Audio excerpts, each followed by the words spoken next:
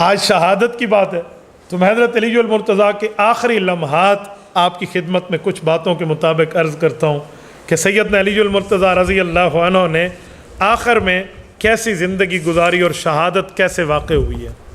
یہ کوفہ کی باتیں ہیں، عراق کی۔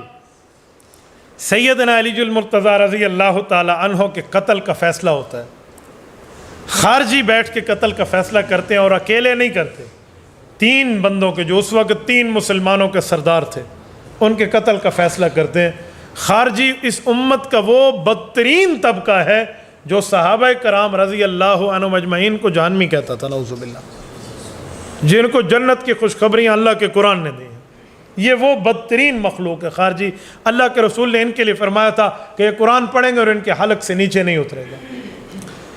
ان بےایمانوں نے بیٹھ کے 3 بندوں نے آپس میں مشورہ کیا اور مکہ مکرمہ میں مشورہ کیا کہ ایک علی ہے اس وقت، ایک معاویہ ہے اور ایک عمرو بن عاص ہے رضی اللہ عنہ، یہ تینوں کا بڑا نام ہے، تو ان تینوں کو مارنے کے لیے کون کون تیار ہے؟ تو 3 بندوں نے اکٹھا بیٹھ کر یہ فیصلہ کیا کہ ہم مارنے کے لیے تیار ہیں، اب بات کریں، بات ہے کیا؟ عمر بن بکیر تمیمی نے کہا میں عمرو بن عاص کو قتل کروں گا، یہ بے ایمان خارجی ہے۔ برق ابن عبداللہ تمیمی یہ کہنے لگا میں معاویہ بن ابی سفیان کو ماروں گا۔ حضرت علی کا نام آیا تو تھر تھر کانپنے لگے، اب 4 5 6 اور بھی بیٹھے ہیں، اب بات کوئی نہیں کر رہا بھائی، اب اس کے لیے کیا کریں گے؟ تو اسی اثناء میں ایک ظالم عبد الرحمن بن ملجم نے کہا یہ کام میں کروں گا۔ اب ان تینوں نے ایک تاریخ طے کی کہ اس تاریخ میں آج سے 2 ماہ بعد، 3 ماہ بعد، 4 ماہ بعد ایک تاریخ طے کرتے ہیں، اسی رات ان تینوں کو مار دیں گے، تو ادھر سفر کر، تو ادھر کر، تو اس ملک کر، ان کے علاقے میں جاؤ۔ تو ان تینوں نے 17 رمضان 18 رمضان طے کر کے سفر شروع کر لیا۔ ان میں یہ ملعون عبد الرحمن بن ملجم اپنے شکار کو، نعوذ باللہ، حضرت علی المرتضیٰ کو جو شکار نعوذ باللہ کرنے آ رہا ہے، یہ ان کے شہادت کے منصوبے میں بظاہر کامیاب ہوا ہے۔ حقیقت تو کامیاب نہیں ہے، جہنم اس نے خریدی ہے، ظاہراً کامیاب ہوا ہے کہ اس نے حضرت علی کو شہید کیا۔ باقی 2 بزرگوں کو جو اس تاریخ پر حملہ ہوا تھا، جس تاریخ پر حضرت علی پہ ہوا ہے، ان دونوں کا بچاؤ ہو گیا۔ بچاؤ یوں ہوا کہ حضرت معاویہ بن ابی سفیان زخمی ہوئے، لیکن حضرت معاویہ کے ساتھ چلنے والوں نے اس بندے کو، برق ابن عبداللہ تمیمی کو پکڑ لیا، اور جو اس کا حشر نشر ہوا ہے پھر وہ دنیا جانتی ہے، اور اس سے اگلوایا کہ تو آیا کیسے ہے، پھر وہ طوطے کی طرح بول اٹھا کہ ہم یوں یوں یوں یوں آئے ہیں۔ پھر حضرت علی المرتضیٰ کے ان دشمنوں خارجیوں کو جو حضرت معاویہ نے 2 ہاتھ کیے ہیں، وہ بھی ایک تاریخ کا حصہ ہے۔ حضرت عمرو بن عاص اس رات اتفاق سے بیمار تھے، وہ صبح نماز پڑھانے تشریف ہی نہیں لائے، تو جو ان کی جگہ پہ بندہ نائب بن کے آیا وہ شہید ہو گیا تھا۔ حضرت علی کا یہی ہوا، یہ کوفہ پہنچا۔ اچھا، یہ عبد الرحمن بن ملجم، یہ ملجم کا بیٹا ہے، یہ اکیلا نہیں ہے، اس کے کئی بھائی ہیں۔ اس کے ایک بھائی کا نام ہے خالد بن ملجم۔ یہ ملعون کون ہے؟ جس نے حضرت عثمان کو شہید کیا ہے۔ یہ خالد بن ملجم قاتلین عثمان میں شامل ہے، اور عبد الرحمن بن ملجم چھوٹا بھائی حضرت علی کا قاتل ہے۔ یہ پیغمبر کے دامادوں کا ایک بھائی قاتل حضرت عثمان، اور دوسرے داماد حضرت علی کا قاتل ہے۔ اس سے اندازہ لگائیں کہ دشمن ان کو ایک سمجھتا ہے، تو جو ان کو علیحدہ علیحدہ کرے، میں حیران ہو جاتا ہوں بعض اوقات۔ تو یہ عبد الرحمن بن ملجم آیا، کوفہ میں رہنے لگا ہے، اٹھنا بیٹھنا شروع کیا ہے، اور تلواریں بنانے کا اس نے کام رکھا ہوا ہے، اور بظاہر خود کو بڑا بہادر اور دلیر اور ادھر ادھر۔ حضرت علی المرتضیٰ کے پاس یہ آ کر بیٹھتا تو حضرت علی اپنی فراست سے سمجھ گئے کہ اس بندے کی نظریں کچھ اور کہتی ہیں، یار اس بندے نے زندگی گزاری ہے رسول اللہ کے ساتھ جہاد میں، اتنا تجربہ تو ہوتا ہے۔ حضرت علی بھانپ گئے۔ ایک خواص کے مجلس میں حضرت علی نے یہ خدشہ ظاہر کیا کہ مجھے ایک بندے پہ شک ہے، اور نام بھی لے لیا۔ تو ان بندوں میں سے حضرت حسن بھی بیٹھے ہیں، باقی بھی بیٹھے ہیں، انہوں نے تلواریں اٹھائیں کہ ہم ان کا کام تمام کر دیتے ہیں۔ تو حضرت علی نے ایک تاریخی لفظ بولا کہ ابھی تو میرا قاتل نہیں ہے، تو وہ قتل کا مستحق کیسے ہے؟ اللہ اکبر، اللہ، کہ ابھی تو صرف شک ہے، شک کی بنیاد پہ آپ مارتے ہیں، روک دیا۔ حالانکہ کوئی اور ہوتا ہے وہ کہ شک کی بنیاد پہ مار سکو۔ سیدنا علی المرتضیٰ کی ترتیب دیکھیں۔ حضرت علی المرتضیٰ رضی اللہ عنہ، یہ وہ زمانہ ہے جب تہجد پڑھنے مسجد میں تشریف لاتے۔ اور داڑھی مبارک کو پکڑ کے روتے اور عرض کرتے کہ میرا مولا میرے اعمال بہت کم ہیں، میری آخرت کا سفر بہت لمبا ہے۔ یہ حضرت علی المرتضیٰ کی کسر نفسی ہے، دنیا سے نفرت کی بات ہے، ورنہ اس بندے کے اعمال کم نہیں ہیں جس کو اللہ کے رسول نے فرمایا تھا تو جنت میں میرا پڑوسی ہے۔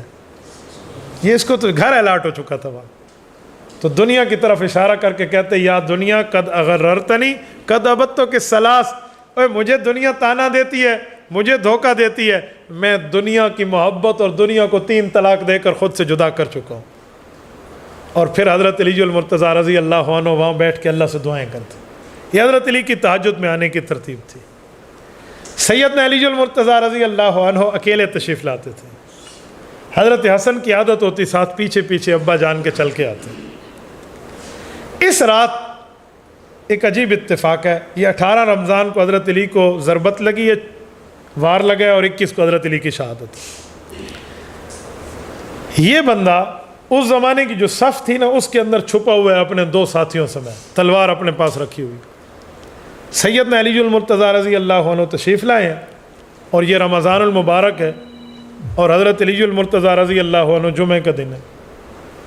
صبح کے وقت نماز سے پہلے تشریف لاتے ہیں مسجد، جامع مسجد کوفہ، وقت کا امیر المؤمنین۔